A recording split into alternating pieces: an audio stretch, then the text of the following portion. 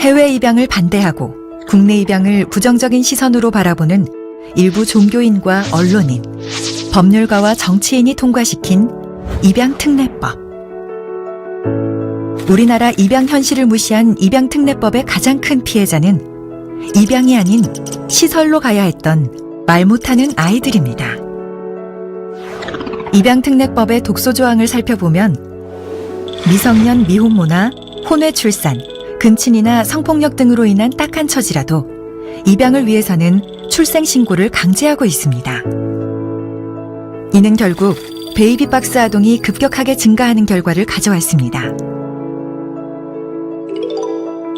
베이비박스에는 출생신고를 할 수 없어 아이를 놓고 간다는 생모들의 편지가 수북하게 쌓였습니다. 입양 부모의 자격 요건이 과도하게 높아지면서 연봉 5천만 원이 적정 기준처럼 되어버렸습니다. 사법부의 입양 결정 기한이 국내 평균 7개월, 해외 입양은 20개월이라고 합니다. 아이에게 애착이 형성되는 가장 중요한 시기를 부모의 사랑 없이 보내야 합니다. 출생신고를 할 수 없는 유기아동의 경우 입양에 필요한 호적을 만드는데 5개월 이상의 시간이 소요됩니다. 그 사이 아이는 보육시설로 옮겨집니다. 우리나라 시설의 냉정한 현실을 감안하면 아이의 입양은 사실상 어려워집니다. 2017년 국회 입법 영향 분석 보고서에 입양특례법은 요보호 아동의 가정 내 보호를 강화한다는 입법 목적을 달성하지 못하고 국내 입양 활성화에 필요한 국민인식 개선도 못했다고 적시되어 있습니다. 우리나라에는 한 해 40만 명이 넘는 아이들이 태어납니다. 하지만 최근 5년 동안의 통계를 보면 매년 4,000명 이상의 아이들이 부모로부터 양육이 포기되고 그중 1,000명 이상의 아이들은 태어나자마자 부모와 헤어지게 됩니다.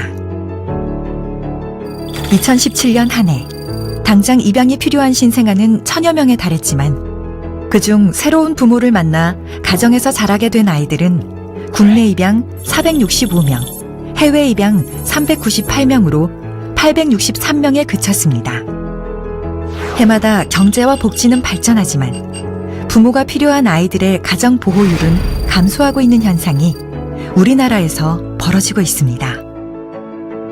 이런 현실 속에서 지난 2018년 1월 남인순 의원은 자극적이고 예외적인 사건을 문제 삼아 현행 입양특례법보다 더 강화된 법을 만들겠다고 나섰습니다. 당시 공개된 내용 중에는 입양의 날과 국내 입양 활성화의 법적 근거인 입양 홍보 조항을 삭제하고 입양에 대한 절차를 더욱 까다롭게 하여 국내 입양은 억제하고 해외 입양은 중지시키려는 의도를 비쳤습니다. 우리 사회의 가장 큰 약자는 말도 못하고 부모도 없는 고아들입니다.